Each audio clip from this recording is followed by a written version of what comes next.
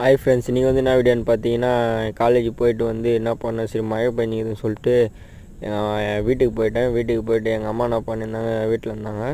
சரிம்மா கொஞ்சம் சூடாக என்ன செஞ்சு கொடுமா அப்படின்னு சொன்ன பிறகு அவங்க என்ன பண்ணிட்டாங்க, சரி மிக்ஸி எடுத்து போயிட்டு அதுக்கப்புறம் அதாவது உளுத்தம் பருப்புலாம் வந்து ஊற வச்சு அரிசி என்ன பண்ணிட்டாங்க, டப்புன்னு நான் கேட்டேன்னு சொல்லிட்டு கொஞ்சம் சீக்கிரமாகவே வடை கொஞ்சம் சுட்டாங்க சூடாக.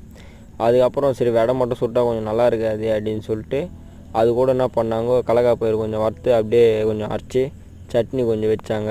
சட்னி அதுக்கப்புறம் லாஸ்ட்டாக என்ன பண்ணிங்கன்னா, செஞ்சு எடுத்துன்னு வந்து கொடுத்தாங்க ஒரு சூடாக.